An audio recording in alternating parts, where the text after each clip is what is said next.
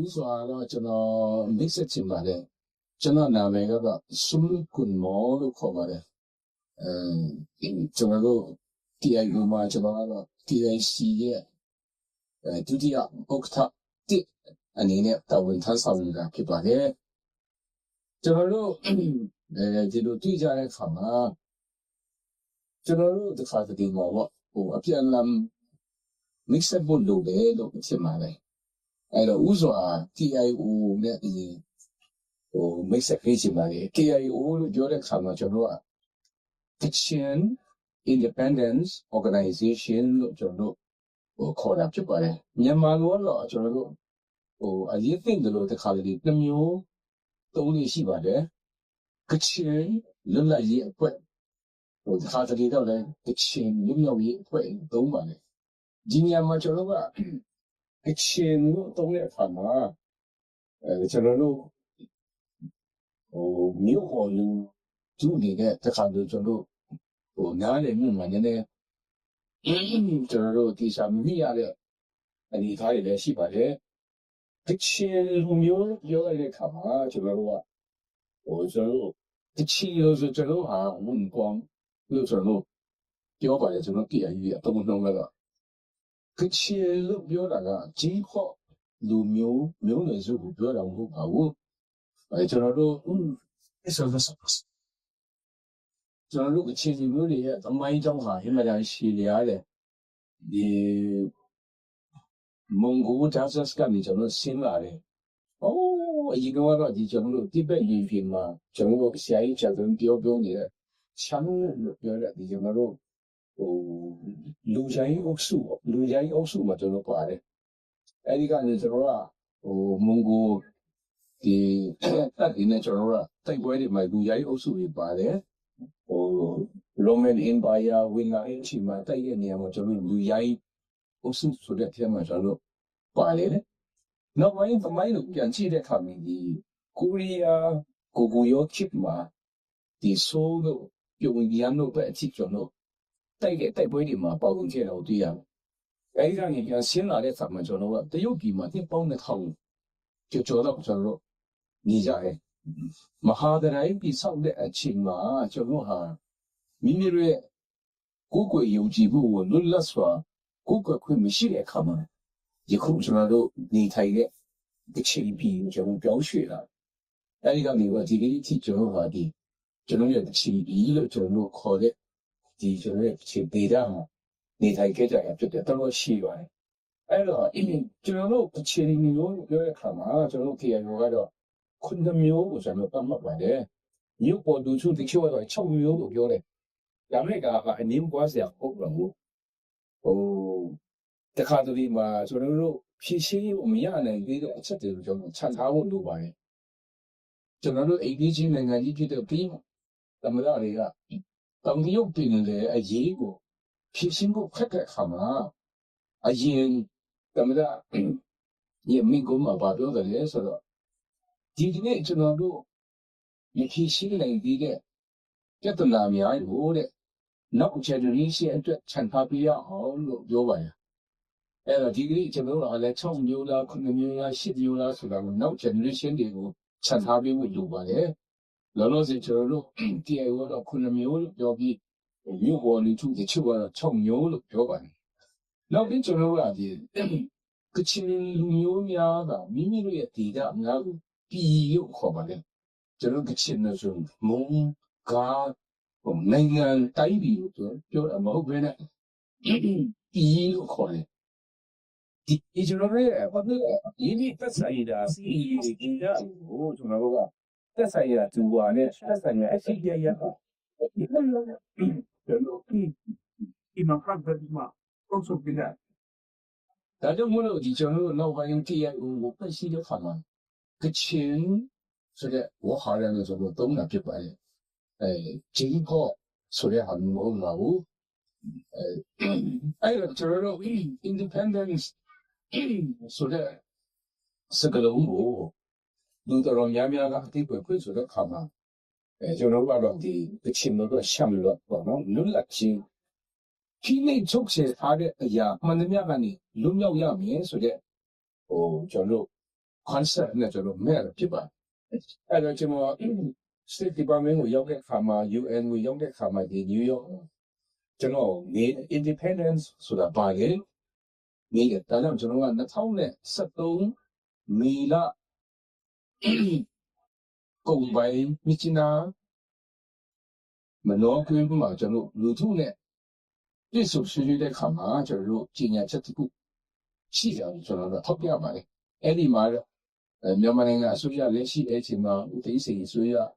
ရဲ့ကိုယ်စားလှယ်လက်ဖြစ်တဲ့ဦးအောင်မင်းတို့ဒီ UN ကကိုယ်စားလှယ်မစ္စတာနမ်ဘီယာတို့တရုတ်ကိုယ်စားလှယ်တို့ဂျပန်ကိုယ်စားလှယ်တို့နဲ့နိုင်ငံရေးပါတီများကချင်ပြည်နယ်နဲ့ပြည်နယ်အသီးသီးဌာနဆိုင်ရာကြီးခဲများနဲ့တော်လှန်ရေးအဖွဲ့အစည်းများအများကြီးပါပါတယ် independence ဟာ freedom နဲ့ liberty ဖြစ်တယ်လို့ကျွန်တော်ပြောပါတယ်ဒါကြောင့် State Department မှာကျွန်တော်တို့ independence ဆိုတာက freedom and liberty ဖြစ်တယ်လို့အဲ့မှာဆိုတော့ရှင်းပြခဲ့တာရှိပါတယ်ဒါကြောင့် KIO လို့ပြောတဲ့အခါမှာ independence ဟာကျွန်တော်တို့ရဲ့ဖိနှိပ်ခြင်းကနေအားလုံးလွတ်မြောက်ရမယ်ဆိုတဲ့ concept နဲ့ကျွန်တော်တို့တွားတာဖြစ်ပါတယ်အဲ့တော့ဒီကျွန်တော်တို့ KIO မှာအခြေခံအဖြစ်ယုံကြည်ချက်အခြေခံမူကွမ်းတယ်နဲ့ကိုချမှတ်ထားပါတယ်တချို့ကကျွန်တော်တို့ KIO ဘာဖြစ်လို့ပေါ်ပေါက်လာရတယ်ဆိုတာကိုလူတွေကနိုင်ငံရေးသမားတွေကပေါ့သူတို့ဖြစ်နိုင်ငံရေးသမားတွေကပုံဖော်တယ်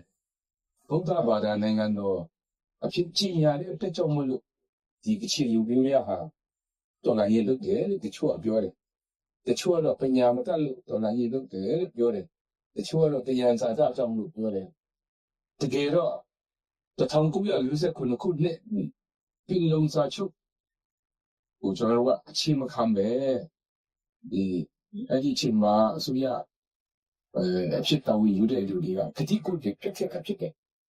ဒါကြောင့်ကျွန်တော်တို့ဒီမှာအချားဖြစ်ဒီလို့ဆိုကျွန်တော်တို့ရေးထားတာက1949ခုနှစ်တွင်ချုပ်ဆိုခတိကိုပြုခဲ့ကြတော့ပင်လုံစာချုပ်ကိုအခြေခံတဲ့ဘုရားကောင်ဆိုင်ရဲ့ခတိစကားများကိုတံပိုးထားတယ်ဒါကြောင့်1948ခုမြန်မာနိုင်ငံလွတ်လပ်ရေးရယူတဲ့အခါမှာတောင်တန်းမြေပြန့်ပေါင်းစည်းပြီးကျွန်တော်တို့ပြည်ထောင်စုအသစ်ဖွဲ့စည်းတဲ့အခါမှာကျွန်တော်တို့ကချင်လူမျိုးများပါဝင်လာတယ်ကချင်လူမျိုးလို့ပြောလိုက်တဲ့အခါမှာကချင်လူမျိုးတမျိုးတည်းပါဝင်တာမဟုတ်ပါဘူးအဲ့ဒီအချိန်မှာကျွန်တော်တို့ပင်လုံစာချုပ်ရဲ့သဘောတဘာဝဟာနေမီအဝန်းအဝိုင်းကိုကိုစားပြုတဲ့လက်မှတ်ရေးထိုးမှုဖြစ်ပါတယ်ရှမ်း unit ကိုအခြေပြုတဲ့စာချုပ်မှာရှမ်းတော်ဆောင်များကလက်မှတ်ရေးထိုးသလိုကချင် unit ကိုအခြေပြုတဲ့ကိုစားပြုတဲ့အနေနဲ့ကချင်ဂျိုဝါချင်းများကလက်မှတ်ရေးထိုးတယ်ထိုနည်း၎င်းချင်းပြည်အဲ့လိုပဲဖြစ်ပါတယ်အဲ့တော့အဲ့ဒီအချိန်မှာနိုင်ငံရေးအရာကျွန်တော်ကအစုအဖွဲ့တချို့တိုင်းရင်းသားများမပါဘူးဆိုတော့နိုင်ငံရေးအခြေအနေအရဖြစ်ပါတယ်ဒါတည်းလို့ကြီးမင်းနဲ့အားလုံးသိပြီးသားဖြစ်ပါတယ်အဲ့တော့ဒီလိုပြည်လုံးစာချုပ်မှာပါတဲ့ဂတိကိုတွေကိုလစ်လျူရှုပြီးနိုင်ငံရဲ့အစိုးရအဆက်ဆက်ကယခင်ကိုလိုနီစနစ်ရဲ့ပုံစံလိုအမွေခံတယ်လူမျိုးကြီးဝါဒကျင့်သုံးလာနေကြသည်လို့ကျွန်တော်တို့ခံစားလာရတာအဲ့လိုခံစားလာရတဲ့အခါမှာခုနပြောလို့ပဲကျွန်တော်တို့ကဖိနှိပ်ခြင်းချုပ်ချယ်ခြင်းအားလုံးကနေလွတ်မြောက်ရမယ်ဆိုတဲ့ရည်မှန်းချက်နဲ့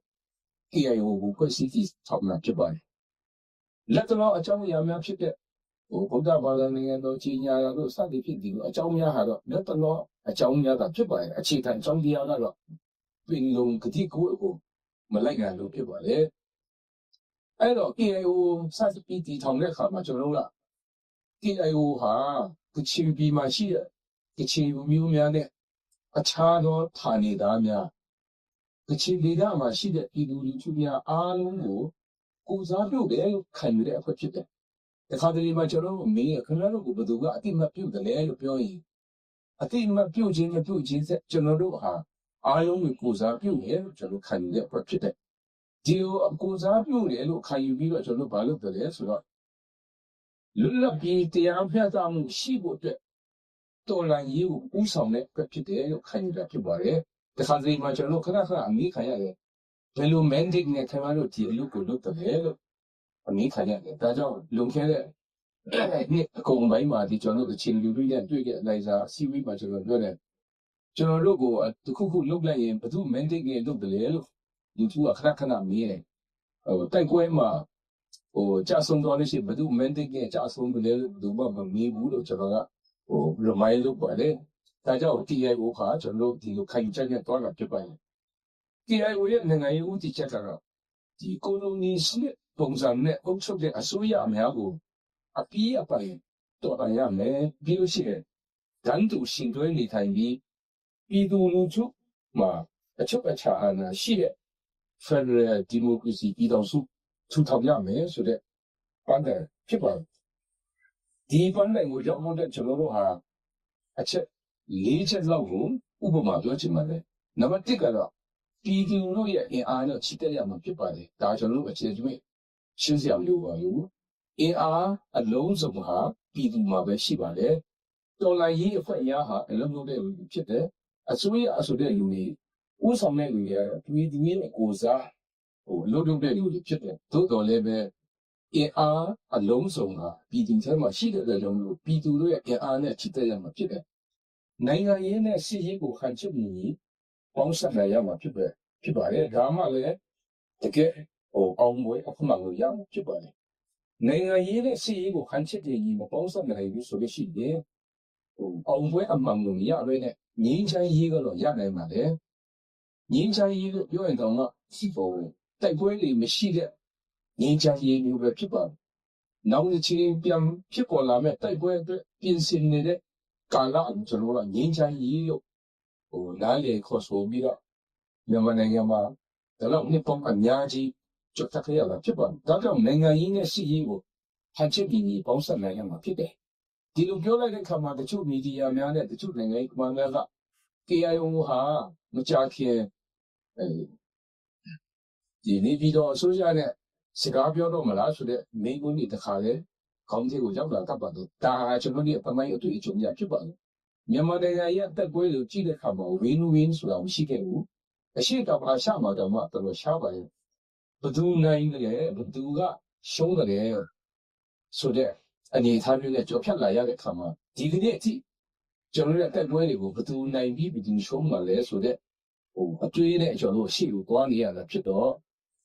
စီးရေးနဲ့နိုင်ငံရေးကိုဟန်ချစ်ကြီးပေါင်းစပ်ရမယ်လို့ပြောတဲ့စာကြောင်းလေးတစ်ကြောင်းကိုအကောင့်ထဲခေါ်ရတာအင်မတန်ခက်ပါတယ်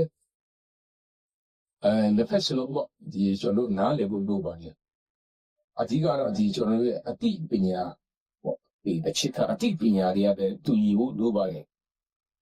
ကျွန်တော်တို့တခါတလေမှာစကားဝိုင်းမှာကျွန်တော်ပြောဖြစ်ကြတယ်ဥအောင်မင်းတို့နဲ့ကျွန်တော်တို့ NCCT UNFC ဆိုပြီးမှကျွန်တော်တို့ကြည့်ဆုံးနေကြတဲ့အချိန်မှာပဲစောင်းလေးတော့ကရောင်းကောင်းလာတဲ့အချိန်ဖြစ်တဲ့ငါအတင်းစေကိုဘယ်သူရွှေ့နေဆိုတဲ့စောင်းလေးပေါ့ Who Move My Cheese အဲ့ဒီအချိန်မှာမြန်မာနိုင်ငံမှာရှိတဲ့နိုင်ငံရေးသမားတွေကဒီစောင်းကိုအယူရဖတ်ရတော့တရားဒါပေမဲ့အင်းကြီးချင်းနိုင်ငံတွေတရုတ်နိုင်ငံယုံနေရမျိုးမှာဒီစောင်းကိုတရုတ်လိုဘာသာပြန်ပြီးမှ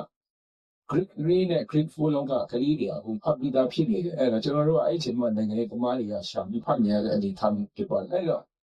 ဒီဆောက်ရေးဆိုတာအင်မတန်မှကျွန်တော်အခြေအနေရပါတယ်နောက်ပြီးတော့ပန်းတိုင်ကိုရောက်ပြီးဒီရှော့တော့ဆိုရင်လည်းခြေတက်ဖို့လိုပါတယ်ဒါကျွန်တော်တို့ခရစ်ယာန်အတိုင်းဝိုင်းတွေပို့ပြီးနားတယ်ပါတယ်ကျွန်တော်တို့ရဲ့ဘန်ဒိုတိုင်ကိုဘယ်လိုရှော့ရအောင်လဲဆိုတာကျွန်တော်တို့ကကျွန်တော်ရဲ့ခံယူချက်တွေရှိပြီးတော့ဖြစ်ပါတယ်နောက်တစ်ခုတော့အင်ဂျီချင်းနိုင်ငံများကနိုင်ငံတကာကိုလည်းလေးစားဆက်ဆံတဲ့အနေအထားတွေရရှိပါလိမ့်မယ်တဲ့ကျွန်တော်တို့အသိမှပြုဖို့ရလို့ပဲဒီနေရာမှာအရင်ကလို့ကျွန်တော်ပြောချင်တာတော့ဒီ diaspora များရဲ့အရေးဖြစ်ပါတယ်ကျွန်တော်တို့ချင်းလူကိုကျွန်တော်တို့စော်နေတာကတော့မိမိတို့ရဲ့အမျိုးသားရေးကိုဆောင်ရွက်တဲ့ခါမှာရောက်ရှိတဲ့နေရာတိုင်းမှာမိမိတို့ရဲ့အနေအထားပုံမှန်မှုတည်ပြီးအစစ်ဖက်ဆက်မပြတ်လုပ်နေဖို့လုပ်နေတိဆောက်ဖို့လုပ်တယ်အေယော်ဒီမြစ်ပေမှာမနာပဲစစ်နေတယ်လို့ပဲကျွန်တော်တို့ရဲ့အရေးအရာများကိုအစစ်မဆိုင်လုပ်နေဖို့လုပ်တယ်မိမိရောက်ရှိနေတဲ့နိုင်ငံမှာအဲ့ဒီနိုင်ငံရဲ့အလူမျိုးများနဲ့အဲ့ဒီနိုင်ငံရဲ့အစိုးရများပြီးကျွန်တော်တို့ရဲ့အကြောင်းများကိုအမြဲတမ်းပြောပြနိုင်အောင်ကျွန်တော်တို့ကြိုးစားဖို့有把人对吧？也没业绩吧的，这亲戚嘛，就我也是跟的会议面过，送下去的他嘛，就是的，你今人家面啊，差不多人家面也，他可能嘛，也没得业绩吧的，咱们系都是就说啊，等于经济的，哦，那个贵嘛，就说出的那样的不，现在面的，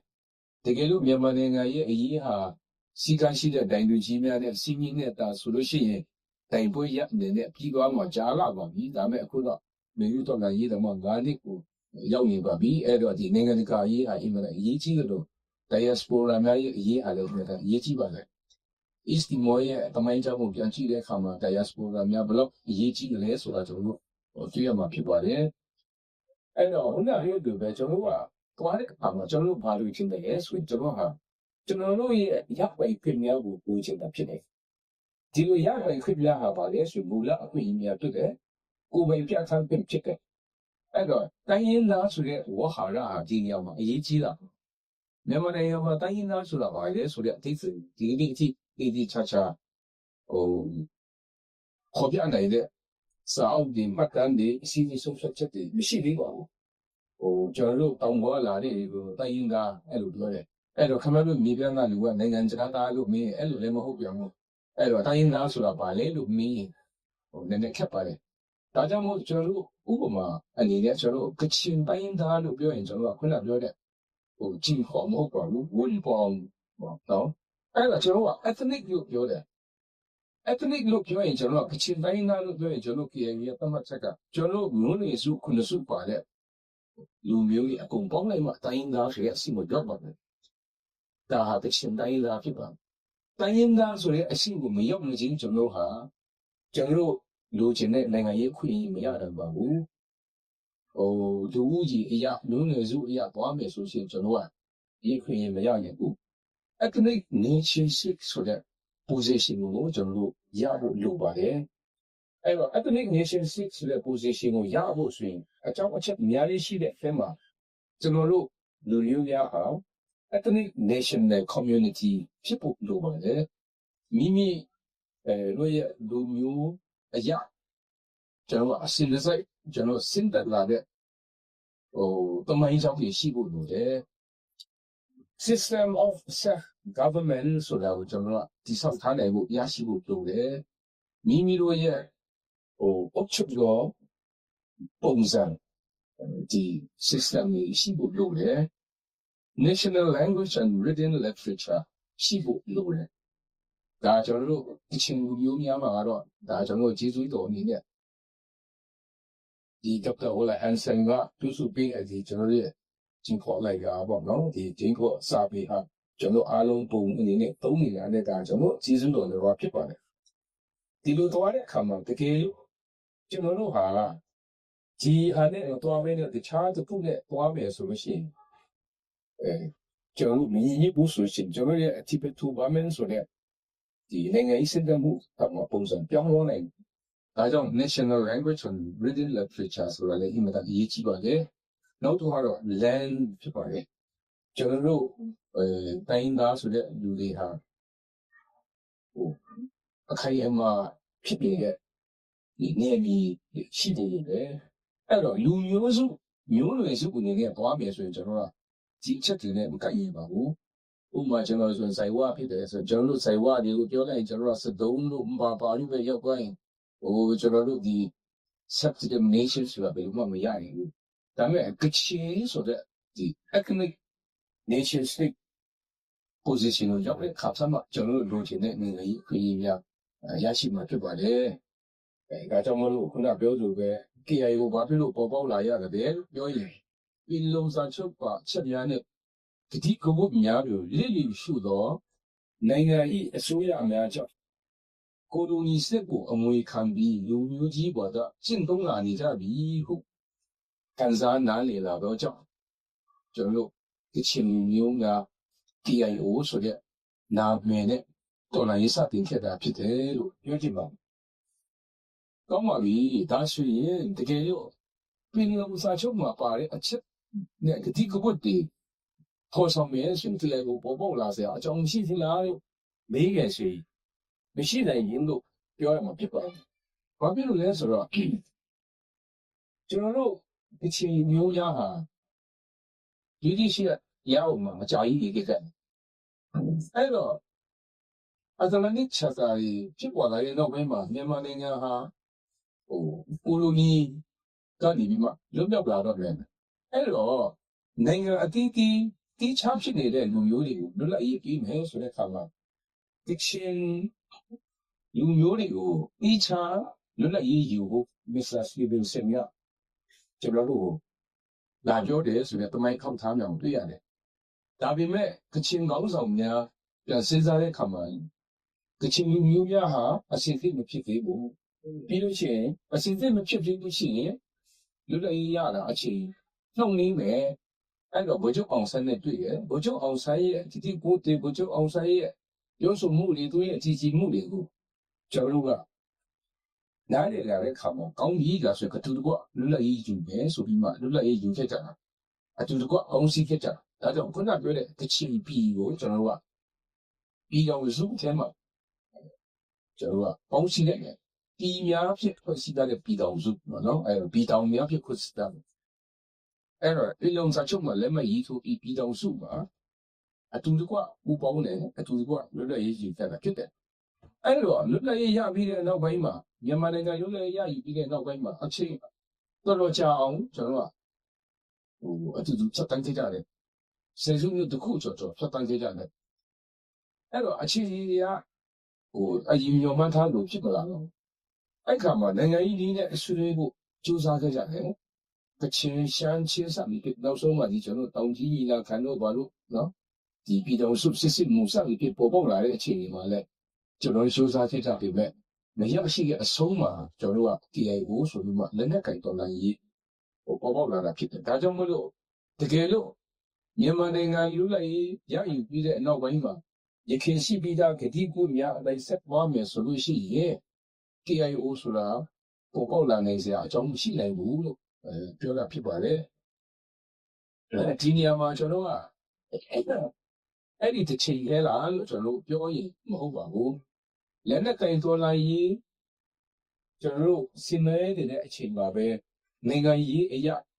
ဖြည့်ရှင်းနိုင်ဖို့နိုင်ငံရေးနည်းနဲ့ချိတ်ဆက်နိုင်ဖို့ဟန်ချက်ညီလုပ်နိုင်ဖို့ကြိုးစားခဲ့ပါကျွန်တော်တို့top အများကြီးလုပ်ခဲ့ဒါပေမဲ့ကျွန်တော်တို့ရဲ့ဆွေးနွေးမှုဟာခိတခဏတနတ်တများကိုရပ်ပါပြီးတော့မိမိလိုချင်တဲ့ဘက်ကိုဆွဲနိုင်အောင်ကြိုးစားတဲ့အနေအထားအောက်မှာကျွန်တော်မအောင်မြင်ခဲ့ပါဘူးပို့ပြီးကျွန်တော်တို့သိတာကတော့1994ကျွန်တော်တို့ပြည့်ခရဆိုင်စာချုပ်ပြီးနောက်တော့เนี่ยကျွန်တော်ရုပ်ခဲ့တယ်18နှစ်ကြာတယ်ပြန်ပြီးမှကျွန်တော်တို့တိုက်ပွဲတွေဒီကနေ့ဖြစ်တယ်အဲ့တော့အဲ့ဒီအချိန်မှာကျွန်တော်တို့2009 April 28ရက်နေ့မှာတော့ကျွန်တော်တို့ BGF ဆိုတဲ့အစီအစဉ်တစ်ခုအခုသူချုပ်ဖြစ်တဲ့ဒုတိယဗိုလ်ချုပ်မွေးစိုးရင်မြချီနာမှာအချင်းဖြစ်တဲ့တိုင်းမှုတာဝန်ထမ်းဆောင်နေတဲ့အခါမှာကျွန်တော်ကဖိတ်ခေါ်ပြီးတော့ BGF ကိုပြောပြတယ်ဒါ BGF ကိုဆိုတာတနင်္ဂနွေလုံးရဲ့စီမံကိန်းဖြစ်တယ်ဗိုလ်ချုပ်မူကြီးတန်းရွှေရဲ့စီကနာမိတ္တတရားဖြစ်တယ်လို့ပြောတယ်အဲ့ဒါကျွန်တော်တို့ KIO ဟာနေရတဲ့လူများက BGF လုပ်ကြပါအသက်ကြီးပြီးမှအချမ်းမကြီးမကောင်းတဲ့လူတွေတော့အနားယူပါတချို့လူတွေကတော့ရွေးကောက်ပွဲပြင်ပါလို့ကျွန်တော်တို့အဲ့လိုပြောပါတယ်အဲ့တော့ကျွန်တော်တို့ကဘာပဲဖြစ်ကျွန်တော်တို့ဒီလိုပြောရင်ကျွန်တော်ကလည်းကျွန်တော်တို့ရဲ့ပြည်သူလူထုတဲ့ကျွန်တော်တို့ကတိုင်ပင်ရမယ်ဆိုပြီးကျွန်တော်ကတစ်နှစ်မပြည့်သေးပြီပေါ့ကျွန်တော်တို့လူထုနဲ့တိုင်ပင်တဲ့အခါမှာထုတ်ခံရလို့ရှိပါဘူး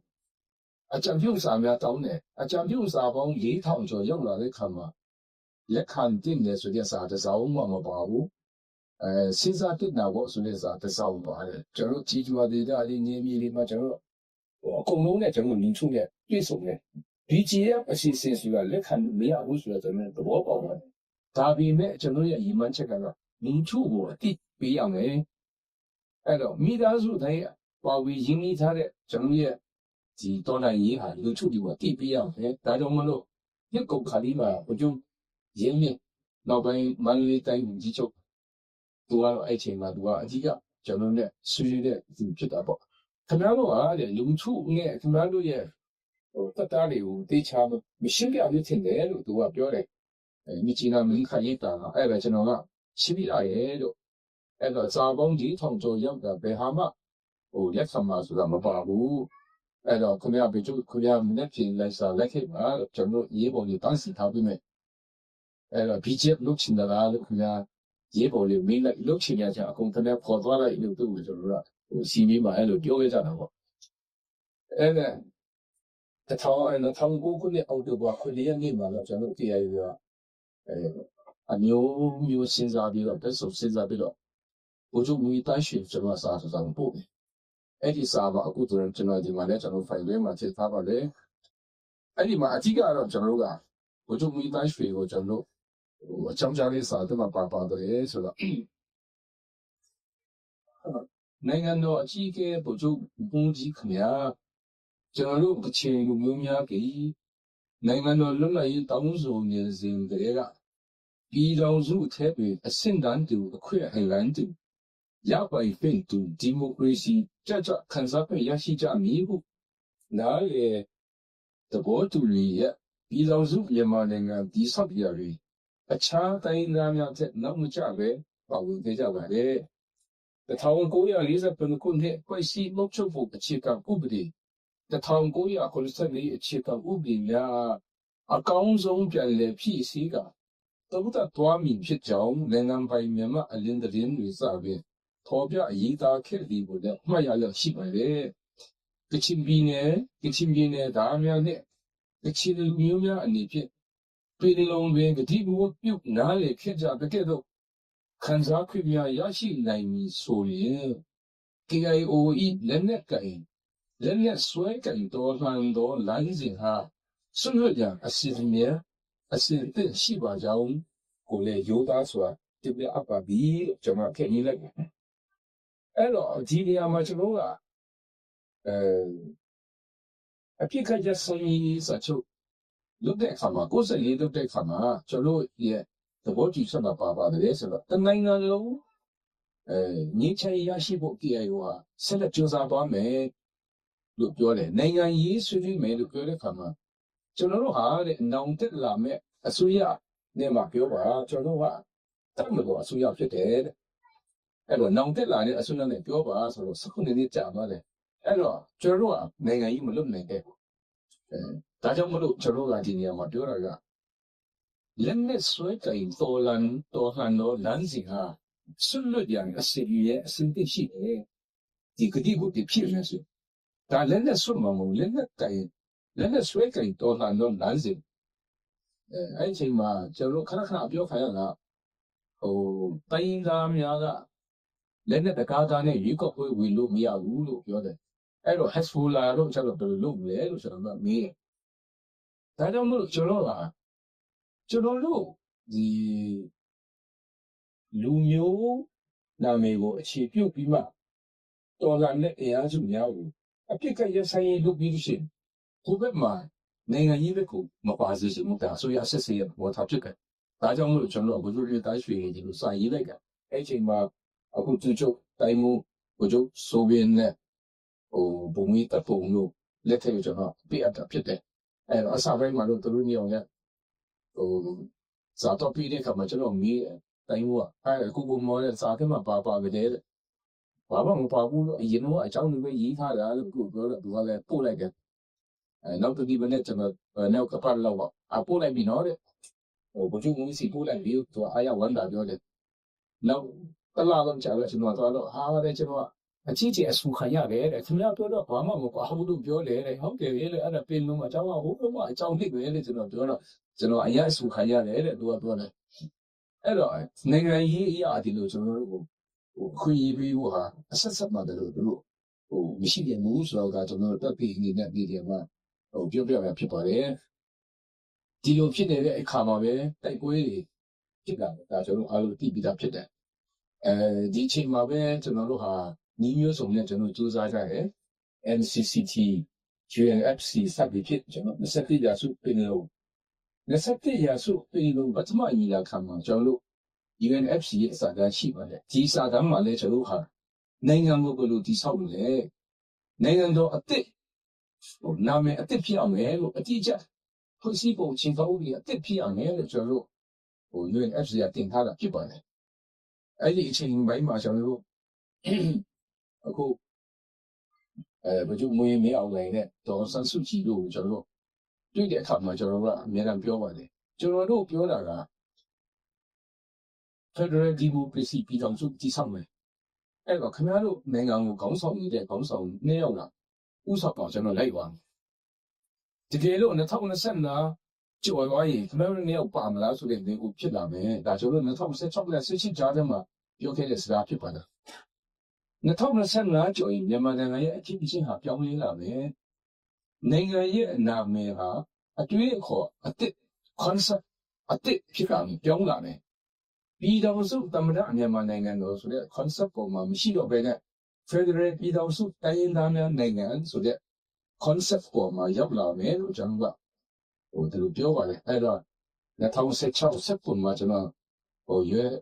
US Consulate General ကိုကျွန်တော်ချင်းဆိုင်မှာပြောတော့သူအစပိုင်းမှာသူကကျွန်တော်နည်းနည်းတန်တရားဖြစ်တယ်ဟာဒါဆိုရင်ကျွန်တော်တို့ကFederal ပေါ်မှာမရှိပါဘူးလားလို့ကမေးတယ်မဟုတ်ဘူး concept ကိုပြောင်းလာမယ်လို့ကျွန်တော်ကပြောပါတယ်ဒါကြောင့်မို့လို့အဲ့ဒီကလေးကကျွန်တော်ကအစိုးရနဲ့ NLD ထိပ်ကြီးခေါင်းဆောင်များလို့ကျွန်တော်တို့သဘောထားများကိုပြည်နေပြောပြထားပြီးသားဖြစ်ပါတယ်2000နဲ့စံဂျာဖန်ဒီကောကိုလောကအချိန်မှာလည်းကျွန်တော်ကတော့ဆန်းစုကြည်နဲ့ NLD ကကြီးကျွန်တော်စာပို့ပါတယ်ဂျာဖန်ဒီကောခွေးမှာဒေါ်ဆန်းစုကြည်ပေါ့ဘယ်လို့ရှိရင်ဒီကြပေါ့နိုင်မှာဖြစ်ပါတယ်ဒါပေမဲ့ဒေါ်ဆန်းစုကြည်အနေနဲ့ပြည်သူလူထုရဲ့ပြည်သူခေါင်းဆောင်အနေနဲ့ရက်တီမှာလားအတိုက်အခံပါတီတစ်ခုအနေနဲ့ရက်တီမှာလားလွတ်တော်မှာဝင်ပြီးမှလွတ်တော်ရဲ့အကြီးအောက်မှာနိုင်ငံရေးကိုဆက်လို့မလားဆိုတာတည်ချာစဉ်းစားဖို့လိုတယ်ကျွန်တော်စာပို့ပါတယ်မရောက်မှဆိုကျွန်တော်ရမီရဝလေးစီကနေပို့တဲ့အပြင်ပန်ရောဂျာအချိန်မှာလေဆာရောက်လာတော့ကျွန်တော်ပန်ရောဂျာကိုထပ်ပြီးမိခင်တို့ထပ်ပြီးပို့ပြီးတော့ကျွန်တော်NLD နဲ့တော့ဆန်းစုကြည်ကိုကျွန်တော်ရဲ့သဘောထားများကိုကျွန်တော်တင်ပြပြီးဖြစ်ပါတယ်ရန်ကုန်မှာကျွန်တော်နဲ့အဆုံးတွေ့တဲ့အချိန်မှာလည်းတော့ဆန်းစုကြည်ကတွေ့တဲ့အခါမှာကျွန်တော်တို့ဒီအကြောင်းမျိုးပြန်ပြီးသူနဲ့ဆွေးနွေးပါတယ်ကျွန်တော်တို့ချင်းလူမျိုးများကမခွက်ထွက်ဘူးဆိုရင်ကြတိတော့မပေးနိုင်ဘူးဒါပေမဲ့အတူတူကဘယ်လိုနေထိုင်နေဆိုတော့လေးထားပြီးကျွန်တော်ဆောင်ရွက်မယ်ပြောတော့သူကကျွန်မနားလည်ပါတယ်တပါမှာမခွက်ချက်ဘူးပတိပေးထားတဲ့လူခွက်ချက်သွားလာတဲ့အခြေအကြောင်းမျိုးမျိုးကြောင့်လို့လေအဲ့တော့အကြီးကတော့ကျွန်တော်မှာနိုင်ငံရေးအသိတူညီဖို့လိုတယ်သူလည်းကျွန်တော်တိကျပြပြီးရှင်းပြပါတယ်ဒါကြောင့်မို့လို့ကျွန်တော်အဲ့ဒီအချိန်မှာတော့ကျွန်တော်ကြိုးစားချက်အရာနဲ့ချိန်ခဲ့ပြီးဘာဖြစ်လို့လဲဆိုတော့အစိုးရပြီးတော့နိုင်ငံကိုချုပ်ကင်နေတဲ့အာဏာအပြည့်ချုပ်ကင်ထားတဲ့လူကြီးကိုယ်တိုင်ကဒီငင်းချာနေရေးဆိုတဲ့စကားလုံးကိုအတိတ်ကပေါ်ဆောင်လာကျွန်တော်မတူဘူးပြီးလို့ရှိရင်အားနဲ့နှိမ်ရင်းမယ်ဆိုတဲ့အနေထားပေါ်မှာပဲရက်တည်တဲ့ခါကျတော့ကျွန်တော်ကအများကြီးစူးစမ်းခဲ့ပြီးမြကျွန်တော်ဘယ်သူမှမဟုတ်ခဲ့ကြပါဘူးဒီကနေ့ထိပါပဲအဲ့တော့ဒီ1941ကနေ48မြန်မာနိုင်ငံလွတ်လပ်ရတဲ့အခြေအနေပေါ့ဒီအတလန်တိတ်ချာတာစားရအခြေအနေကနေဒီကျွန်တော်နိုင်ငံလွတ်လပ်ရတဲ့အခြေအနေမှာဒါအဖြစ်အချင်းအသစ်ဖြစ်ပါတယ်အဲ့ဒီအဖြစ်အချင်းအသစ်မှာကျွန်တော်တို့တိုင်းရင်းသားလို့ပြောတဲ့ကျွန်တော်ခေါင်းဆောင်များဟာဒီချာစနစ်တကျချစ်ဆက်နိုင်ဖို့အတွက်ကျွန်တော်ခွင့်ရည်တွေမရနိုင်သေးဘူးဒီလိုဖြစ်နေတဲ့အခါမှာပဲညီဦးတော်လာရေးဆိုတာပေါ်ပေါက်လာတယ်ညီဦးတော်လာရေးပေါ်ပေါက်လာတဲ့အခါမှာဖေဖော်ဝါရီ၁ရက်နေ့အာနာသိန်းနာနဲ့ကျွန်တော်ကိုကော်မတီဟာ9နိုင်မှာကျွန်တော်ဘကိုကော်မတီစီမံချက်ပါပါတယ်ပြီးလို့ရှိရင်စုပ်ချက်များကိုအဲ့ဒီကအဲ့ဒီနေ့မှာကျွန်တော်စုပ်ချက်တွေချပါတယ်ဒါပေမဲ့လူစုကိုကျွန်တော်ထုတ်ပြန်တယ်မလို့ဘူးအဲ့တော့ကျွန်တော်ခြေကြီးစောင့်ကြည့်ပြီးပြင်ဆင်စရာရှိတာပြင်ဆင်တယ်ဖေဖော်ဝါရီနေ့ရက်တွေမှာတရုတ်နိုင်ငံရဲ့အထူးကိုယ်စားလှယ်နဲ့ကျွန်တော်တွေ့ပါတယ်အဲ့ဒါကျွန်တော်ကဘုန်းကြီးလည်းပြောတယ်ကျွန်တော်တို့ကတိုက်သွေးတွေဖြစ်လာနေတယ်အဲ့တော့ဖြစ်ပေါ်လာမဲ့ဒီလိုပစ္စည်းအရာဆိုနေတဲ့ကျွန်တော်တိုက်သွေးတွေစစ်ငှားရမှာဖြစ်တယ်ဒီကိုဆိုကြကျွန်တော်တို့တိုက်သွေးတွေမပေါ်ဆောင်ဘူးပြောတယ်အဲ့တော့ကျွန်တော်တို့ကဒါဆောင်ရွက်လို့ရမှာမဟုတ်ဘူးအဲ့တော့ဒီပစ္စည်းအရာဆိုနေတဲ့ကျွန်တော်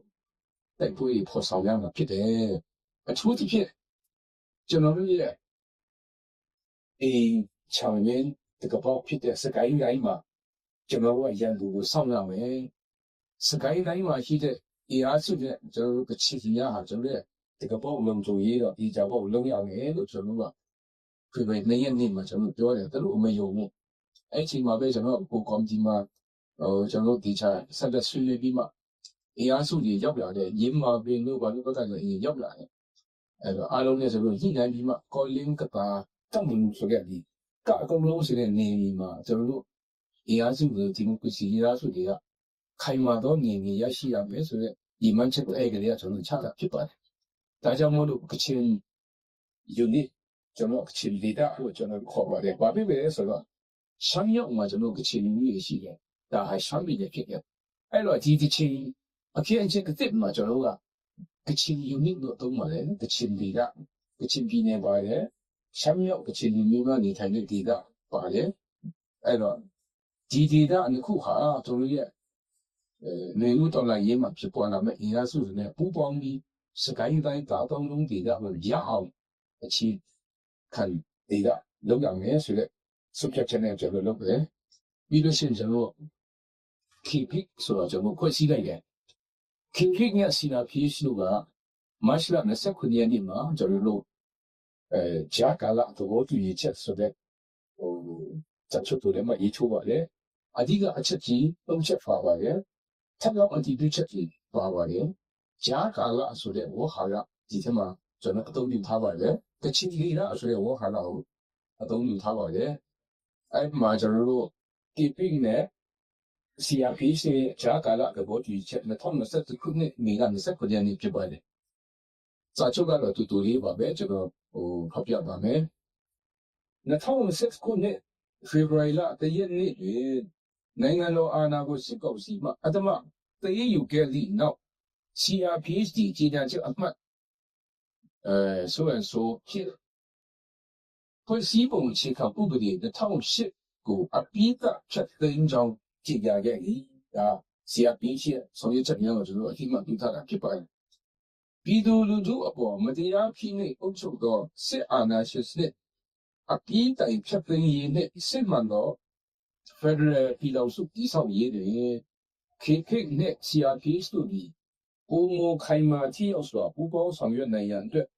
သမိုင်းဝင်ပင်လုံစာချုပ်ပင်လုံစိတ်ဓာတ်နှင့်ပင်လုံကတိကိုများကိုထပ်လောင်းအတည်ပြုပြီးအောက်ပါချက်တရားကိုသဘောတူကြကြောင်းဆိုမှကျွန်တော်လက်မှတ်ရေးထိုးပါတယ်ထပ်လောင်းအတည်ပြုတဲ့အချက်ကိုကျွန်တော်မထည့်ထားပါတယ်အချက်၃ချက်ဒီနေတော့နံပါတ်1ဂျာကာလအချင်းဒီတာအစိုးရအမှုစီးဆိုင်ရာကိစ္စရပ်များတွင် KPIC နဲ့ CRPH တို့ဆွေးနွေးညှိနှိုင်းပြီးနှစ်ကချင်ဒီကအကာအကွယ်နဲ့ရုံကြုံရေးကို KIO မှတာဝန်ယူပြီးလိုအပ်သည့်များကို CRPH နဲ့ညှိနှိုင်းဆောင်ရွက်မည်3ဤသဘောတူရက်တွင်မပါရှိသောအခြားအရေးကြီးကိစ္စရပ်များကိုလည်း KPIC နဲ့ CRPH တို့ဆွေးနွေးဆောင်ရွက်မည်မှတ်ချက်ဤသဘောတူချက်ဒီဂျာကာလပြီးဆုံးချိန်အထိအကျုံးဝင်မည်လို့ကျွန်တော်တို့ကလည်းမရေးထိုးတာဖြစ်ပါတယ်အဲ့တော့ဒီမှာ CRPH ကဥက္ကဋ္ဌလည်းမရေးထိုးတယ်ကျွန်တော်တို့ KPIC ဥက္ကဋ္ဌရေးထိုးတယ်ပြီးလို့ရှိရင်ဒီမှာကျွန်တော်တို့ AUG ရဲ့ဝန်ကြီးတက်တည်ထိုးတယ်ပြီးကျွန်တော်တို့ငင်းချိုင်းတဲ့နိုင်ငံရေးရှိလို့မှစီကြံပြည့်ခွဲဥက္ကဋ္ဌစာမကြဥက္ကဋ္ဌနေလက်မရေးထိုးတာဖြစ်ပါတယ်အဲ့တော့ဒီကနေ့အထိကျွန်တော်တို့တွားနေတဲ့နိုင်ငံရေးအရေးကိုကျွန်တော်ကချင်လူမျိုးများနဲ့ KIO ကဒီတိုင်းတွားပါလေဒါကြောင့်မို့လို့ကျွန်တော် KPIC ကနေစီကွတ်တဲ့ကိုယ်စားလှယ်များဟာ NUG မှာပါဝင်တဲ့ရှိတယ်စီရေး KIO ဟာကချင်လူကအခုလုံးရဲ့ကာဗီနဲ့လုံခြုံရေးကိုတောင်းပြီးတော့ကျွန်တော်တို့အခြားသောအင်အားစုများနဲ့ကျွန်တော်တို့တိုက်ပွဲတွေခေါ်ဆောင်လဲစကိုင်းတိုင်းမှာစစ်တေတာဖွင့်ပြီးတော့ကျွန်တော်အတူတူတိုက်ပွဲဝင်နေတာဖြစ်ပါအခုဒီပုံမော်တိုက်ပွဲမှာကျွန်တော်တို့လူပေါင်းစုပါပါတယ်ပြည်တော်စုတတ်မတော်လို့ပြောနေတဲ့စကားလုံးကစာရွက်ပေါ်မှာရှိတော်လည်းပဲကျွန်တော်တို့ဒီဓာတ်တွေမှာတော့နေရာအသီးသီးမှာအတူတူကတိုက်ပွဲဝင်နေတဲ့အတူတူကအောက်ခွဲခံနေတဲ့အတူတူကကျွန်တော်တို့အားစားနေဖြစ်ကိုရောက်ရှိတဲ့အနေအထားလေးဖြစ်တယ်ဒီအခုကျွန်တော်တို့မော်တိုက်ပွဲဟာနိုင်ငံရေးတိတ်ခါတိုက်ပွဲဖြစ်ပါတယ်ချက်ခဲမယ်ဆိုတော့ကျွန်တော်တို့သိပါတယ်မိချင်းသားတဲ့ဝိုင်းမော်ကိုကျွန်တော်တို့တိုက်ပွဲတွေပေါ်ဆောင်အစစ်တင်လုပ်ထားတဲ့အချိန်ပါပဲကျွန်တော်တို့မိခမစ်ဆုံမွေးစီမကိန်းကိုကျွန်တော် အကောင့်ထဲပေါ်ဖို့နေခမြစ်ဘက်ကိုကျွန်တော်တိုက်ပွဲတွေဖော်ဆောင်တယ်ဘမောကိုကျွန်တော်တိုက်တယ်ဒီနှစ်ကျော်သွားပြီဟုတ်ကျွန်တော်ဘမောတိုက်နေတာအဲ့တော့ဒီလိုကြာမယ်အရင်ကြီးများပြီဆိုကျွန်တော်တိတော်လေးပဲတို့အဲ့လိုတိုက်ရတဲ့တိုက်ပွဲဖြစ်တယ်ခုနပြောလို့ပဲဒီမှာကျွန်တော်တိုင်းသားပေါင်းစုံပါတယ် PDF လည်းပါတယ်ကိုရခါပါတယ်ရှမ်းနေပါတယ်ချင်းနေနာတာကတူမျိုးစုံပါတယ်မြန်မာနိုင်ငံမှာရှိမြအကုန်ပါတယ်ဒီမှာရောစောမရန်အကုန်ပါတယ်ကျွန်တော်အဲ့တော့တခါကလေးမှာဘမောတိုက်ပွဲအကြောင်းကျွန်တော်မေးတယ်တနည်းကြော်ပြီးဟုတ်ပါတယ်ကျွန်တော်မှရှိတဲ့အရေးအမြစ်နဲ့ကျွန်တော်တိုက်နေရတာဖြစ်တယ်ကျွန်တော်တခါတည်းမှာရည်စရာပြောတယ် KIA နဲ့ PDF ကတိုက်ရင်တနည်းကြော်တာတော့ခါတော့မပြောနဲ့ပိဋိရှာအစိုးရဘမောသိန်းတာ9နှစ်ကျော်မှဘမောသိန်းနေတာအဲ့တော့ကျွန်တော်မှခုနပြောလို့ပဲလူအပ်လို့တိုက်ပွဲတွေမှာကျွန်တော်အရင်လေးတွေအများကြီးပေးရတယ်လွန်ခဲ့တဲ့လကတရုတ်နိုင်ငံကအရှင်းမြအရာရှိကြီးတယောက်ကကျွန်တော်စီးပွားမှာမေးတယ်ခင်ဗျားတို့ရှိတဲ့အရင်အမြင့်နဲ့အခုစစ်ကောင်စီကိုခင်ဗျားတို့နိုင်မယ်လို့ခင်ဗျားတို့ထင်သလားလို့မေးတယ်အဲ့ဒါကျွန်တော်အတူပြောတယ်အရင်တော့ကတရုတ်နိုင်ငံကမိုင်းကိုပြန်ကြည့်လိုက်လို့ရှိရင်တော့အမေရိကန်နဲ့ရုရှားကူညီတဲ့ဘက်ကနောက်ဆုံးထိုင်ဝမ်ကိုထွက်ပြေးပြီးခင်ဗျားတို့ဘယ်သူမှမကူညီတဲ့လူတွေကနိုင်ခဲ့တာလို့မဟုတ်ဘူးလားလို့ကျွန်တော်တို့ကမေးတော့သူကဘာမှမပြောတော့သူတို့ကဖြစ်ရမှန်းဆိုတော့ဒါကြောင့်ဒီကျွန်တော်အခု CRPH နဲ့ KP ရဲ့သဘောတူချက်တရားကချင်ဒေသလို့ကျွန်တော်သုံးပါတယ်ဒါဟာဂျာကာလမှာကျွန်တော်သုံးတဲ့ဝဟာရဖြစ်ပါတယ်ဂျာကာလကိုကျွန်တော်အတိတ်ပဲဖွင့်ဆိုတာတော့အာနာကိန်းလို့နေရနေစပြီးပြည်ထောင်စုတွေခိုင်မာသောအစိုးရတရားပေါ်ပေါက်လာသည့်အချိန်ထိကျွန်တော်ပြည်ဝအတိတ်ပဲဖွင့်ဆိုတာအနည်းဆုံး၄နှစ်ခွဲတဲ့ချက်မြစ်ကြံတယ်ကျွန်တော်အစကတည်းကပြောပါရဲ့အဲ့တော့လိုက်စာမှာရုံးစနေငားတဲ့အခါမှာNUG ကကျွန်တော်ပြောတာအနည်းဆုံး2နှစ်ငားပါဆိုတော့6လပဲနားမယ်လို့ပြောတယ်ဘယ်လိုမဟုတ်ဘူး၄နှစ်ခွဲနဲ့6နှစ်ကြာနေတယ်ဂျာကာလဆိုတာဒါဂျာကာလဆိုတာတကယ်တိုက်ပွဲဖော်ဆောင်တဲ့ကာလပေါ့အားလုံးပြီးစီရောတာမဟုတ်ဘူးဒါတော့ကျွန်တော်ပြောတာကအာနာကိန်းလို့နေကနေစပြီးပြည်တော်စုတွေလို့သုံးပါတယ်ကျွန်တော်ပြည်တော်စုမြန်မာနိုင်ငံလို့ပြောလို့ပြည်တော်စုမင်းခိုင်မာသောအစိုးရအရာပေါ်ပေါက်လာသည့်ချိန်ထိခိုင်မာသောအစိုးရမပေါ်ပေါက်မချင်းတာဟာဂျာကာလဖြစ်ပါတယ်ဒါပေမဲ့ဒီဂျာကာလမှာစစ်ပူကာလတွေရှိနေတယ်ဆွေးသောကာလတွေရှိနေတယ်အဲ့တော့အသွင်ကူးပြောင်းရေးအတွက်အကျိုးစားတဲ့ကာလတွေရှိနေတယ်အဲ့တော့ဒီလိုပြပြသွားမှာဖြစ်တယ်အဲ့တော့ကျွန်တော်တို့ကအချိန်ကာလကိုပြောတဲ့အခါမှာ9နှစ်ကြာပြီအခုဒေါ်လာရင်းတွေ65နှစ်ရှိလာပြီတစ်ပေါင်း90ရှိလာပြီလို့ပြောတဲ့အခါမှာကျွန်တော်တို့ရဲ့အခိုင်အမာတည်ဆောက်မှုတွေကပါလေဆိုတော့ပြန်မဆက်စစ်ဖို့ပြောပါလေကျွန်တော်တို့လက်နဲ့ကင်ဒေါ်လာရေးကိုစပြီးလုပ်တဲ့အခါမှာလူမျိုးတိုင်းဟာမိမိတို့ရဲ့ခံစားချက်တွေကအရာပုတ်ကွဲတဲ့အတန်နဲ့ကျွန်တော်တို့ကလူထုကိုကျွန်တော်တို့ကလောက်ကပေါ့ပါတီအမြင့်ဒီမှာဒီလိုပဲလုပ်ဥပမာကျွန်တော်တို့ကချင်propaganda 的起理嘛是吧？当然是整个起理是一路波龙同人呐，再就是属于的人呐，你叫标目什么波龙的你那干掉呢？对呢，就进来啥地方嘛？变成了也propaganda 的起他爸爸来说，上了路顶上恩论呐，大家都毛明显的差别，哎了，这个你光重写就差哪点看嘛？不分忙的。အဲ့တော့ကျွန်တော်ရဲ့ YouTube ကိုကျွန်တော်ကအတိပေးတဲ့အခေါ်မှာပဲကျွန်တော်ကဒီအချိန်မှာကျွန်တော်ကမချပြောင်းဘူးလို့ပြော YouTube ကဟာဒီကောင်းလေးမလျှော့သွားပြီလို့ပြောကြတယ်တကယ်တော့ခုနပြောလို့ပဲစစ်ရေးနဲ့နိုင်ငံရေးကိုဟန်ချစ်နေလောက်ခါတာလေးကျွန်တော်ဟာအောင်မြင်တဲ့ဒေချာတဲ့ပန်းနိုင်ကိုရောက်ရှိလာဖြစ်ပါတယ်ဒါကြောင့်မို့လို့ဒီကျွန်တော်တရားရောဟာ CRPH နဲ့ KP ရဲ့သဘောတူချက်များကိုထပ်ပြီး MOG နဲ့အခြားသော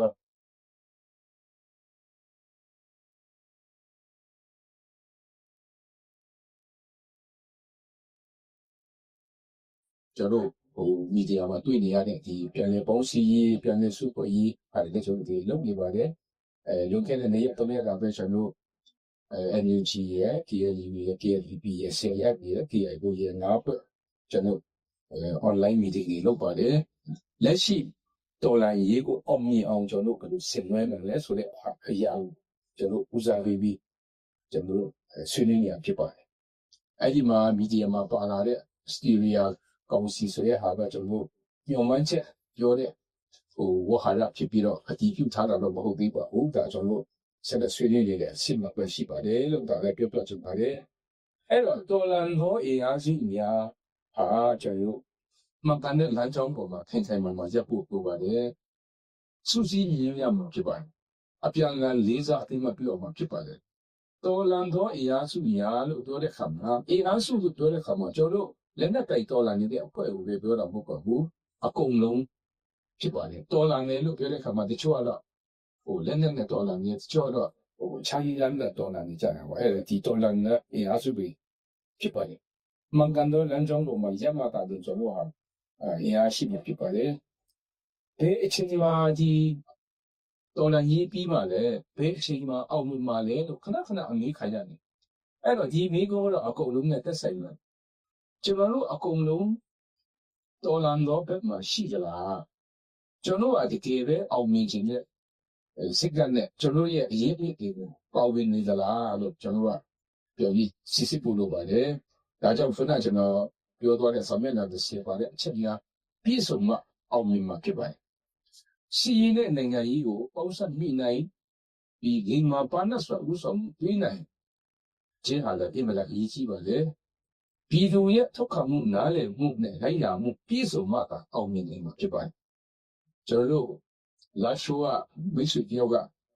ယာယီသမဒနဲ့တွေ့တယ်တဲ့သူကကျွန်တော်ပြောတယ်ဒီတိုက်ပွဲဘရိတ်ချိန်မှာအောင်မြင်မလဲလို့သူကမေးတော့ယာယီသမဒအားလည်းအလို့တကြီးပေါ့သူကလည်းCVD တော့ခါဒီငါတို့လီယံပြစ်တဲ့တုံးလေးရှိတဲ့6လရရလို့နိုင်တယ်လို့ပြောတယ်အဲ့ဒါသူကနောက်ကမိကျွန်တော်တွေ့တော့ယာယီသမဒအဲ့လိုပြောတယ်တဲ့ဟုတ်သလားဆိုတော့ဟုတ်တယ်ကျွန်တော်မှလီယံပြစ်တဲ့တုံးနေတာရှိလို့ရှိရင်6လအစဒီတိုက်ပွဲကုန်နိုင်တယ်ဒါပေမဲ့ဒီရေပစ်တုံးတွေရောက်တော့အပေါင်း60လောက်ကြာတယ်လို့ကျွန်တော်ကိုပြောပြရဲဒါကျွန်တော်ရဲ့အဖြစ်ကြုံတွေဖြစ်တယ်အာဖဂန်မှာလူခဲ့တဲ့ဥက္ကဋ္ဌကွန်ဆိုင်လို့ဖြစ်ပြအာဖဂန်နဲ့ကျွန်တော်သွားတယ်စတင်ဂျာတွေကျွန်တော်ပြည့်ခဲ့တယ်တိုင်ခဲ့တယ်အခုဂျပန်မှာတချို့ရှိတယ်ဟုတ်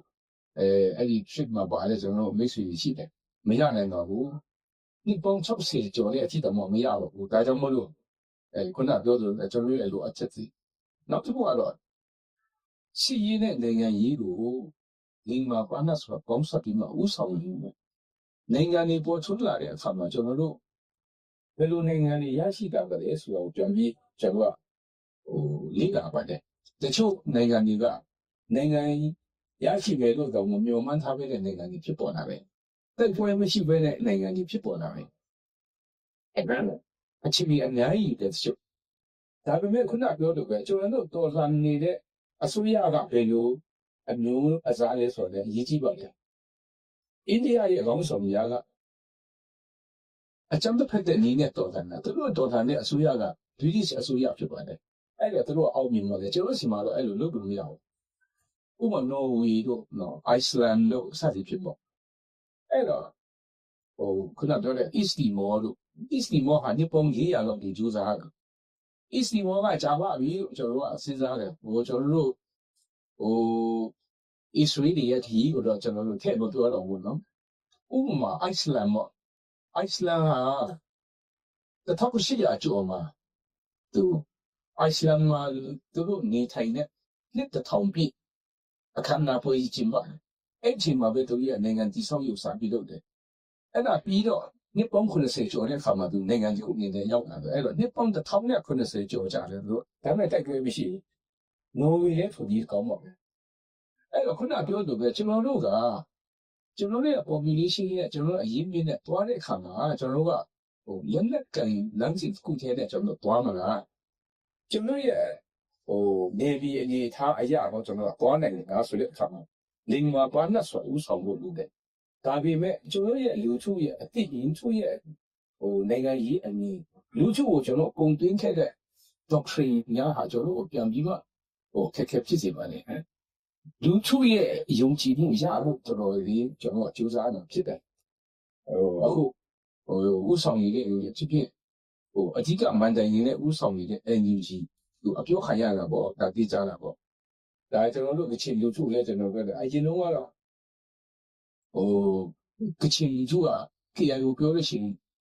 နားထောင်တယ်နောက်ပိုင်းသိညာမထောင်တော့ဘူးဘာဖြစ်လို့လဲဆိုတော့ပုံပြီးအတိအညာမြင့်လာတယ်ဘုသူကရှိလာတဲ့ခါမှာပြောတဲ့ယုံတဲ့အစားတွေမဟုတ်အဲ့လိုဒီချင်းလေးသူကနောက်တစ်ခုကတော့အရင်ကျွန်တော်ဥပဒေဖန်ဆိုင်ရုပ်ခေတ်မှာဥပဒေဖန်ဆိုင်ရုပ်က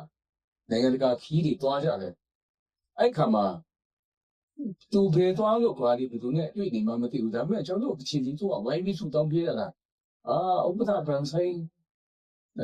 သူစီးစားတဲ့ဟာတွေအကုန်အောင်မြင်ပါစေလို့ဆူတောင်းပေးကြတယ်ကျွန်တော်တို့ဖြစ်မှာကြတော့မဟုတ်ပြောဘူးကျွန်တော်ဥက္ကဋ္ဌတို့ဟိုမှာဘုသူဘုံမော်တို့မင်းတဲ့တွေ့ဖို့သွားပြီးဖျားကင်းနဲ့သူ့ရဲ့အတွေ့ခေါ်ပြကိုသင်ကိုပေးဖို့ဆက်တောင်းလာတော့နည်းနည်းလေးအရင်နဲ့တိတ်မတူတော့ဘူးကျွန်တော်ကအဲ့တော့မျက်စိမိတ်တကယ်စွန့်ကြုံချတဲ့ဖြစ်မဟုတ်တော့ဘူး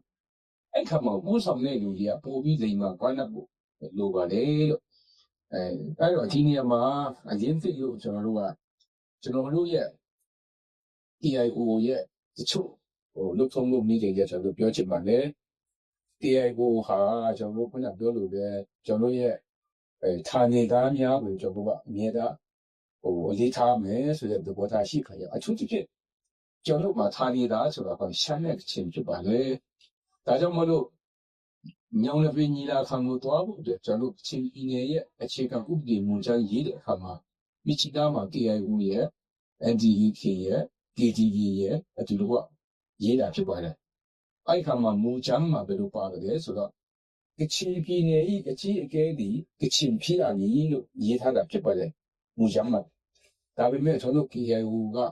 တာဝန်ပြန်ဆွေးနွေးပြီးတော့ကချင်ပြည်နယ်၏အကြီးအကဲဒီကချင်ပြည်အမည်ကိုမဆိုလို့ဆိုပြီးတော့ပြန်ပြီးပြင်ဆင်ရေးတာဖြစ်ပြန်ဘာဖြစ်လို့လဲဆိုတော့ကျွန်တော်ကချင်ပြည်နယ်မှာရှမ်းလူမျိုးမဟာထိုင်နေတာဖြစ်တယ်အဲ့တော့ဒီထိုင်နေတာဖြစ်တဲ့ကြောင့်မလို့ရှမ်းလူမျိုးကောင်းဆောင်များတာလည်းလူထုကရွေးချယ်လို့ရှိရင်ချင်းပြည်နယ်မှာအကြီးအကဲဖြစ်ခွင့်ရှိတယ်ဆိုတော့အယူဆပေါ်မှာကျွန်တော်ကဒီလိုတင်ခဲ့တာဖြစ်ပါတယ်အဲ့တော့ညောင်နေပြီးမှလက်ခံတာလက်မခံတာတော့တပိုင်းပေါ့ဒါပေမဲ့ကျွန်တော်လည်းသဘောထားကိုသူပေါ်ပြခဲ့တာဖြစ်ပါတယ်လို့နောက်ပြီးတော့ဒီကျွန်တော်တို့ဒီခါလေးမှာလူထုကကျွန်တော်တို့ကိုဝန်တောင်းဝင်ပြီးတော့သုံးဆွဲတယ်လို့ကျွန်တော်တို့ကမိကုနေမေးလေးရှိပါတယ်တချို့ဟာဒီကျွန်တော်တို့မပေါ်ပြတော့ပဲအခုဒီနေရာမှာကျွန်တော်တို့2024ဇူလိုင်ကနေ2025ဇွန်အထိကျွန်တော်တို့တချို့ဟာလက်ဒီမှာသုံးဆွဲတဲ့ဝန်တောင်းဝင်ညောက်တယ်ကျွန်တော်ဒီမှာကောင်းဆောင်ရအောင်ကျွန်တော်ဒီမှာဖိုင်ရင်းမှာဦးထားပေးပါတယ်ဒါသိရှိနိုင်အောင်ဖြစ်ပါတယ်ကျွန်တော်ဒီလိုငွေစင်းပေါင်းပေါ့ကျွန်တော်တို့ငွေစင်းဌာနထုတ်ပေးတဲ့ငွေစင်းဌာနပေါ့အားလုံးမသိကတော့ကျွန်တော်150ရှိပါတယ်ဒီနှစ်ကတော့ကျွန်တော်နောက်ထပ်4ခုလောက်တိုးလာတယ်အဲ့တော့154 155ခုလောက်ရှိပါတယ်အဲ့တော့ကျွန်တော်ရဲ့ဗန်ဒိုင်သုံးဆွဲမှုမှာတော့ကြီးမားပါတယ်တိုက်ပွဲတွေဖြစ်နေတဲ့အချိန်ကြောင့်မလို့ကျွန်တော်တို့တချို့လမ်းမဆက်သွေးကဏ္ဍမှာအများကြီးမလုပ်နိုင်ဘူးကျမကြီးမှာတော့ကျွန်တော်ကဒီလူထုကျမကြီးမှာသုံးဆွဲတဲ့ရန်ကုန်ငွေ budget ဖြစ်ပါတယ်ကျွန်တော်တိုက်ပွဲတွေမှာသုံးတဲ့ budget စီကမှထည့်ထားပါဘူးဒါ population နဲ့ပတ်သက်ပါအဲ့တော့ဒီနေရာမှာဒါကျွန်တော်ရဲ့finance department ကနေထုတ်ပေးတဲ့ငွေကြီးတွေဖြစ်ပါတယ်အဲ့ဒီတကသုံးဆွဲမိတာဒီချက်မှမပါဘူးဒါတော့ကျွန်တော် finance department ကနေထုတ်ပေးတဲ့တစ်နှစ်စာမှာနှစ်တုန်းကကျွန်တော်သုံးဆွဲတဲ့အထုံးစိတ်ကကျွန်တော်ဒီမှာဒီကလည်းအောင်ကျွန်တော်ချက်ထားပေးပါတယ်လို့အဲ့တော့ဒါတခုလုံးကိုချုပ်ပြီးမှပြောရမယ်ဆိုရင်တော်လိုင်းရေးလို့ပြောလိုက်တဲ့အခါမှာကျွန်တော်ကဖြစ်နေချုပ်ချယ်မှုအနေရုံမြောက်ဖို့အတွက်ကျွန်တော်ပန်ကန်တဲ့လမ်းကြောင်းကိုရွေးချယ်တဲ့တော်လိုင်းရေးဖြစ်ပါတယ်ဒါကြောင့်မလို့အောင်မြင်အောင်သွားဖို့လိုပါတယ်ဒီလိုသွားတဲ့အခါမှာကျွန်တော်မိမိယုံကြည်ရာကျွန်တော်ရဲ့ဖျားသခင်ရဲ့အနာကျင်နာခြင်းကျွန်တော်ပြောလိမ့်ဖို့လိုပါတယ်ဒါကြောင့်မလို့ဒီကျွန်တော်တို့စုစည်းညီညွတ်ခြင်းအားလိုပါတယ်တစုချင်းတစ်ဖွဲ့ချင်းကနေတနိုင်ငံလုံးရဲ့စုစည်းညီညွတ်တဲ့အားကိုကျွန်တော်တော့မှာဖြစ်ပါတယ်အဲ့တော့ကျွန်တော်ဒီနေ့အထိကျွန်တော်တွားနေတဲ့ငူကတော့တော်လိုင်းအားစုများနဲ့တက်တွဲတယ်နေပြီးတော့အစိုးရကိုကျွန်တော်အခုနေနေကျွန်တော်ပြောပါတယ်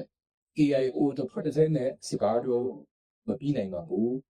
အဲ့တော့နေပြီးတော့ဟာ NUG ရဲ့စကားပြောချင်တဲ့ဆန္ဒရှိသလားလို့ကျွန်တော်မိသားပါတယ်အဲ့တော့ တဖွဲ့ချင်းနဲ့စကားပြောတဲ့ပုံစံမျိုးကို KIO ကလက်ခံမှာမဟုတ်ဘူးဆိုတာကျွန်တော်တို့နိုင်ငံတကာနဲ့ဒီအိမ်ကြီးချင်းနိုင်ငံများအားလုံးကိုကျွန်တော်တို့ပြောပြထားပြီးတာဖြစ်ပါတယ်။ဒါကြောင့်လို့ဒီကနေ့ကျွန်တော်တို့သွားနေတဲ့တော်လှန်ရေးခီးဟာ60ဖန်းခီးပေါ်တဲ့ခါမှာကျွန်တော်တို့ဘယ်လိုတိဆောက်ထားပြီးလဲနော်ဒီတိဆောက်ထားပြီးလေဆိုတဲ့ပုံကိုကျွန်တော်တို့ပြန်ပြီးသုံးသပ်နေပါလေ။ဘာဖြစ်2026ဟာအပြောင်းလဲတွေအများကြီးဖြစ်လာမယ့်ဖြစ်တယ်လို့ကျွန်တော်ပြောပြထားပါတယ်။ကြိုးစားတာလည်းကျွန်တော်တောက်လျှောက်ကြိုးစားနေပါတယ်။ကျွန်တော် KIO တော့တည်င်းတွေကိုသိပြီးမှထုတ်ပြန်လို့မရှိပါဘူး။ဘာဖြစ်လို့လဲဆိုတော့တခါတည်းမှာတချို့တည်င်းတွေဟာကိုထုတ်ပြန်လိုက်တဲ့ခါမှာတစ်ဖက်ကနေပြန်ပြီးကောင်းတာလုပ်တာတို့ပြင်စစ်တပ်စစ်စီပြန်လုပ်တာပါတယ်။ဥပမာကျွန်တော်တို့ဒီလီယင်တိုက်ခိုက်တဲ့တည်င်းတွေပေါ့လေ။ဒါကြောင့်မို့သိမထုတ်ပါဘူး။တကယ်လည်းတောက်လျှောက်လုပ်နေပါတယ်။ဥပမာမနေ့အဆိုကျွန်တော်မီရှီနာဒေတာစခန်းရဲ့ဗီဒါစခန်းကိုဗီဒါကိုကျွန်တော်ချက်စီပြပါတယ်မနေ့က။ဘမောမှာကျွန်တော်တို့တင်ကားကြီးပြပါတယ်မနေ့က။ဒီနှစ်လအထဲမှာပဲတင်ကား9စီးတော့ကျွန်တော်ချက်စီနိုင်ခဲ့ပါတယ်။အထူးရှင်တော်မနေ့ကဒေတာစခန်းရဲ့ဗီဒါကိုကျွန်တော်ချက်စီခဲ့တာဖြစ်တယ်။အဲ့တော့တည်င်းတွေမှာတင်မထက်သွဲတဲ့ကျွန်တော်ကလိုအပ်တင်ပြဖို့ကျွန်တော်ဆောင်ရွက်နေပါတယ်။အကုန်လုံးနဲ့လက်တွေ့ပြီးဆောင်ရွက်နေပါတယ်။ချင်းပြည်နယ်အရေးကိုကျွန်တော်ကချင်းပြည်အရေးကိုကျွန်တော်အရေးထားပြီးကြိုးစားနေပါတယ်။ဘာဖြစ်လို့လဲဆိုတော့ကျွန်တော်ကကချင် unit နာဂအ unit ချင်း unit နဲ့ NUG အထူးသဖြင့် standard တပ်ပဲကတော့လုံးဟာ stable ဖြစ်ဖို့ကြိုးစားနေတာဖြစ်တယ်။ဖြစ်နိုင်တယ်လို့ကျွန်တော်ယုံကြည်တယ်။အဲ့တော့ဒီကျွန်တော်တို့အချက်ကလေးမြောက်ပိုင်းတစ်ခုလုံး stable ဖြစ်တော့ရှင်အောက်ပိုင်းကိုကျွန်တော်အလွေတကူကျွန်တော်တို့ကချင်းသိမ်းနေမှာဖြစ်တယ်။ဒါကျွန်တော်ရဲ့စီးရီမှာချက်ဖြစ်ပါတယ်။ချင်းပြည်ရဲ့အရေးအမြင့်ဟာတနိုင်ငံလုံးရဲ့အောင်မြင်မှုကိုပြည့်စွမ်းနိုင်တယ်လို့ကျွန်တော်ယုံကြည်ပါတယ်။ဒါကြောင့်မို့ကျွန်တော်တို့ချင်းပြည်နဲ့ကျွန်တော်တို့ချင်းပြည်ခုလုံးတို့မြောက်ရေးကိုကျွန်တော်အားကျုံးမှတ်တဲ့လှုပ်ဆောင်နေတယ်။လွန်ခဲ့တဲ့ချိန်မှာခေါင်းဆောင်များကနာတို့မိတ်ဆွေများလည်းတွေ့ပါတယ်။ချင်းခေါင်းဆောင်များနဲ့ကျွန်တော်တွေ့ရ CV နဲ့တွေ့တယ်အခုလည်းကျွန်တော်စီကအချုံတောင်နဲ့တွားနေတဲ့ခေါင်းဆောင်များချင်းပြည်ပဲပဲအောက်ပိုင်းကြီးရောက်နေပါတယ်ကျွန်တော်တောက်လျှောက်ကျွန်တော်နေမီရိကရေးအစကျွန်တော်ရောက်နေပါတယ်အဲ့တော့ဒီလိုတော်လိုင်းရေးဖီကိုတွားတဲ့ခါမှာကျွန်တော်လူထုရဲ့အင်အားကျွန်တော်အပြည့်အဝသုံးဆွဲခံအောင်ကျွန်တော်ကြိုးစားနေပါရဲ့လို့ပြောချင်ပါတယ်ဒါအခုလူကြည့်ရတာအိမ်မတန်းဝမ်းမြောက်ကြောင်းပြောချင်တဲ့ဒီကိုချုပ်ပါရဲ့ဒီချိန်မှာကျွန်တော်ဒီလိုမြေမှုနေရှိနေဆိုရင်မြေပုံတစ်ခုတော့ကျွန်တော်အဲ့မှာအခြေရရင်ကျွန်တော်မင်းလို့ရပါခဲ့လို့ပြောချင်ပါတယ်အားလုံးကျေးဇူးတင်ပါတယ်